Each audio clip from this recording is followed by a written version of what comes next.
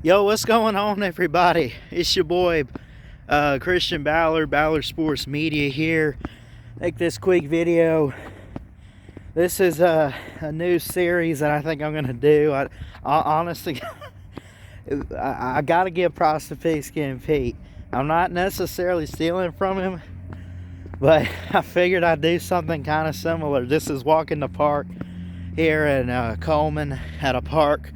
And I like to come here, honestly, and clear my mind sometimes and just kind of explore. And, I mean, it's beautiful.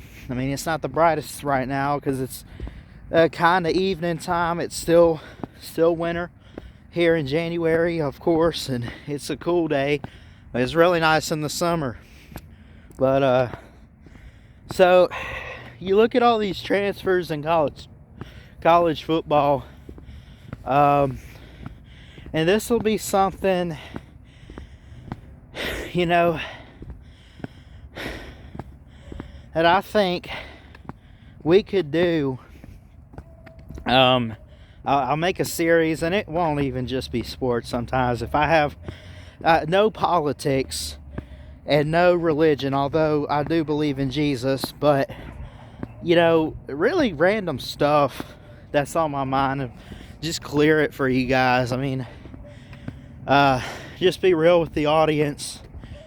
But you look at the transfer portal, Caleb Williams leaving Oklahoma, taking the place of Spencer Rattler, and he's also leaving. Spencer Rattler's at South Carolina with Shane Beamer. They also brought in, I think it's Austin Stogner, the tight end from OU. They've just kind of taken a couple transfers and just took them for themselves. But overall, like, Georgia's had, I think maybe they had one player. Alabama has lost a lot to the portal. Forget about who they've lost, but the fact that they've lost maybe 10 players this week, ever since they lost the title, is crazy. It's the transfer portal. I don't know what I'm trying to get at. I don't think it's ruining football. In fact, I think that from a player's perspective, it's a great thing. College football is all about the players. It's not about the organizations and the college. I mean, think about it. What do we talk about all the time? Heisman Trophy winners, best players in the game. We talk about Nick Saban and the coaches because of the program. Because of recruiting. Recruiting is the bloodline of football. Ultimately, I'll walk back here. I'm not dealing with them damn dogs.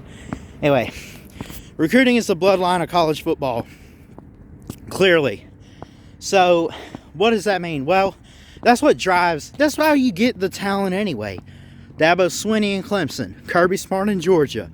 Of course, Saban and Bama. And, I guess Oklahoma. Lincoln Riley was still recruiting greatly. He didn't want out of Norman, but they gave him a great deal at USC. He just couldn't turn down. Is he going to recruit greatly at USC? I think it's a top hot spot for recruiting.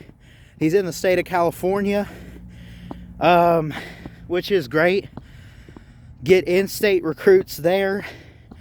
He recruited greatly at Oklahoma. He's got a great offensive mind. USC is known for defense too. That's the only thing I think that would worry me if you're Lincoln Riley, is how could I sell myself to defensive backs and keep some defense in the Pac-12 and keep it at a program like USC? How can I keep it there? Right? Go to the transfer portal. See, Jalen Hurts.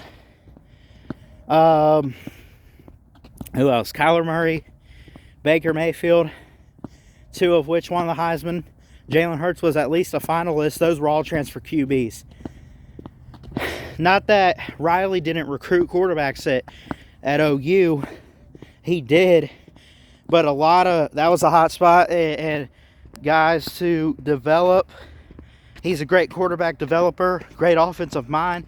And that's what USC's been missing. But can he use the portal? Now, I don't have it pulled up in front of me. I don't know who's out there that he could go get. But can a guy like Lincoln Riley put USC back on top of the Pac-12, win consistently? Could he get the Pac-12 back in the playoffs?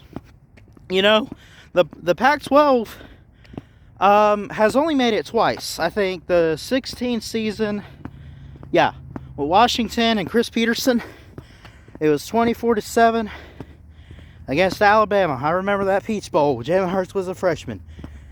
Go back to the first playoff in 2014. I think it was like 41 to like 25 or whatever, 21, whatever it was.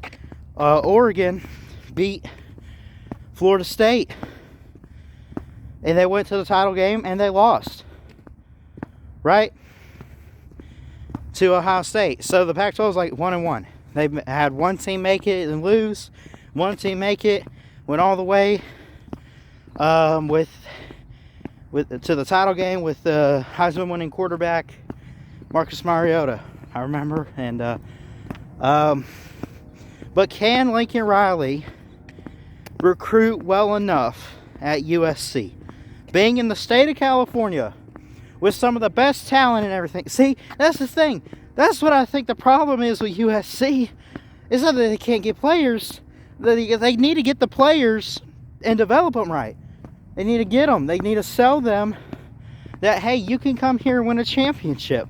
You can win the Pac-12. You can make New Year's Six bowl games, right? And they got to compete and step it up with a team like Oregon.